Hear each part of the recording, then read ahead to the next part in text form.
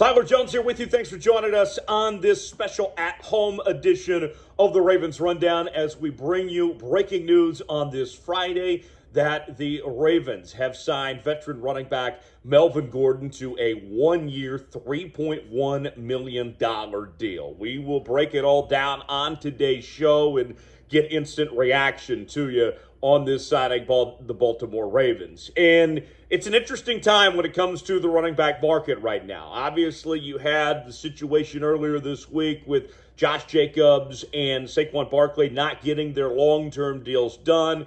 We knew that the Ravens were looking around for running back options, and some of the guys that were already out there, the bigger names like the Ezekiel Elliott's, the Dalvin Cooks, of sorts, Kareem Hunt, just a few notable names that were still on the market, and the Ravens go this route. Even Kenyon Drake, who wasn't bad for Baltimore last year, was still hanging around, and they go with Melvin Gordon here. And I gotta say, if I were to give you a one-word reaction, mine would be, why? I mean, let's be real with y'all. Melvin Gordon, the last time we saw him play last season was not that great, if we're going to be frank with y'all. I mean, with the Denver Broncos, in 10 games played, 6 starts, he had 318 rushing yards, 2 touchdowns, averaged 3.5 yards per carry, and he had 5 fumbles. 2 of them were lost and turned into turnovers. And that's ultimately why he was cut by the Denver Broncos. Gets picked up by the Kansas City Chiefs after that, was on the practice squad, ended up getting a Super Bowl ring for basically doing nothing, and this is what the Ravens decide to do. Okay? I don't get it. I gotta say, just perplexed of why the Ravens would make a move like this for Melvin Gordon. And we'll see if he ends up making the team.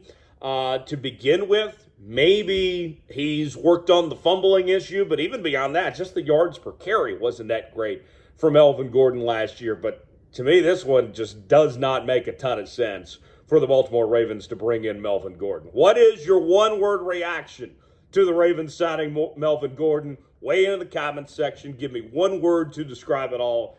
I don't think it's a great move, just being honest with you guys here. We always bring it real. Here on the Ravens Rundown. Give me your one-word reaction and let me know. Folks, this is why you subscribe. I'll be honest, you may notice I'm not in the studio right now. I'm in Phoenix, Arizona this week. And here we are, still bringing you a video and a reaction when the Ravens make a move like this. Why? Because we're built different. Doesn't matter. Time, place, location, whatever it may be. We still tell you what's going on with your Baltimore Ravens here on the Ravens Rundown. And I got to tell you, we're close to 10,000 subscribers on the channel. Stuff like this, I think that should be reason to subscribe right there. The dedication, the effort that we bring you here on the Ravens Rundown to discuss your Baltimore Ravens, got to subscribe to the channel for the latest happenings on your favorite team, daily news and rumors. We're also bringing you breaking news. We do our watch parties for some key games. And on top of all of that, we do live shows from time to time. So go ahead and subscribe now for free. You'll be glad you did. And we certainly would appreciate it. More on Melvin Gordon here. Let's tell you about this situation with Melvin Gordon and what exactly he brings to the table. Started his career with the Chargers from 2015 to 2019. Was a 2-time Pro Bowler in 2016 to 2018. The resume is pretty good, okay? If we're going to talk resume-wise, it's there for Melvin Gordon. He was great in college, too, out of Wisconsin. Was the Doak Walker Award winner back in 2014. Started with the Chargers, goes to the Broncos, then the Chiefs. First time he's ever been out of the AFC West, now joining the Baltimore Ravens here. And you look at this Ravens running back room.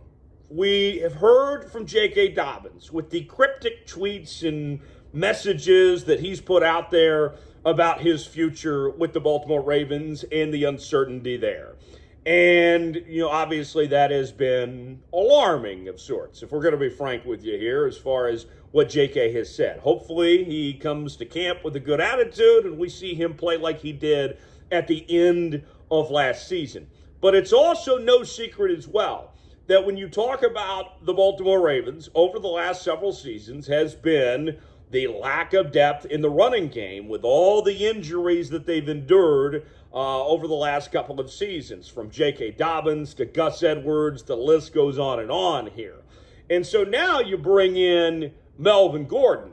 And I'll say this, if we're going to spin zone this to the other direction, although, let me be clear, I do not like this signing for an aging running back when there was better running backs out there.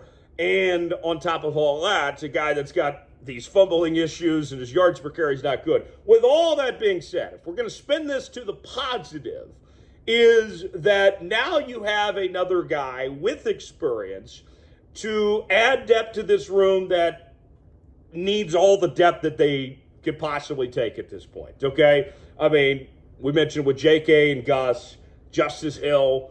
I also wonder about Keaton Mitchell as well, the UDFA. I know there's a lot of excitement about him potentially, but this is another guy that's going to compete. And we'll see if he gets playing time, if he can make this work. A guy that's been there, done that in the past. To me, that would be the thing that he brings to the Baltimore Ravens is depth and another piece. And maybe, since he's not going to be your starting running back, your bell cow, he's not going to have his 5 fumbles and all that and have that issue of some sorts. That would be the spin zone I would put at this too. And think about this, okay? When we talk about Todd Monken in this offense going forward with the Baltimore Ravens here, there is going to be more emphasis on the running back running the football and try to make Lamar run less.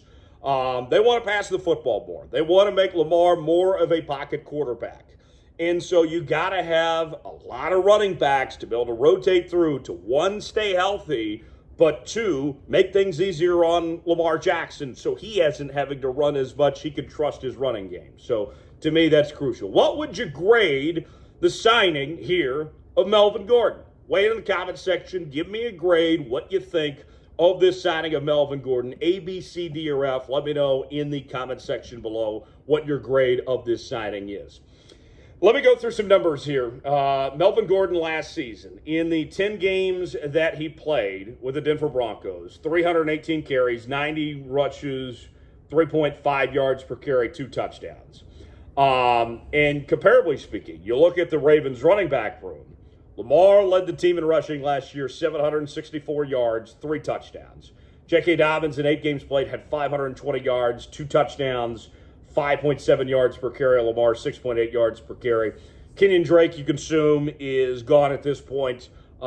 He had close to 500 yards, 4.4 yards per carry. Gus Edwards, in 9 games played, 87 carries, 433 yards, 3 touchdowns, and about 5 yards per carry. So you have to think that he will be in this mix to make the roster. $3 million isn't, let's put it this way, it isn't necessarily the cheapest option for the Baltimore Ravens here.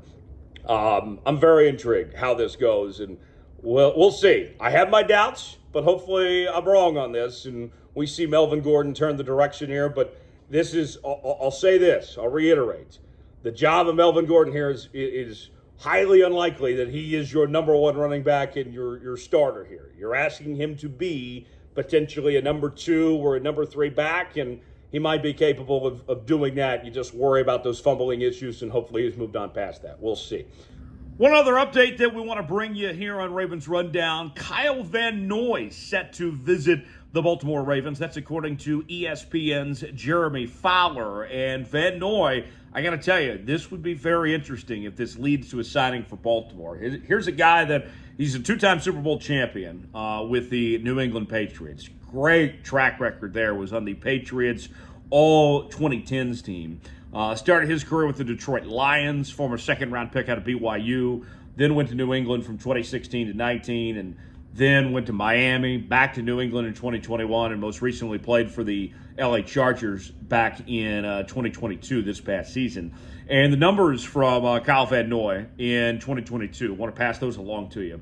He played in all 17 games, started in 13 of those games, had 46 tackles, recorded 5 sacks, had 2 fumble recoveries and 1 forced fumble. So obviously, Kyle Van Noy still has something to offer, something to bring to the table. So this could be a pretty nice addition for this Baltimore Ravens defense. We already know the Ravens have a really good defense, but we've heard John Harbaugh say that he thinks that they could add a player or two and take that next step up to be a great defense. Maybe Kyle Van Noy could potentially be that guy for this Baltimore Ravens team. So what do you think? Weigh in the comment section. Tell me what you think.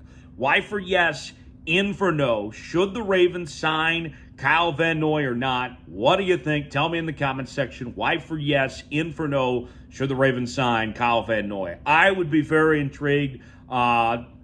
Curious what the numbers would look like. I think at this point in the ballgame, he probably wouldn't cost you that much. But a veteran that's been there, done that, that's still playing well, I'm all in favor of it on the surface level. We'll see what the Ravens do, but something to monitor there if the Ravens do indeed sign Kyle Van Noy.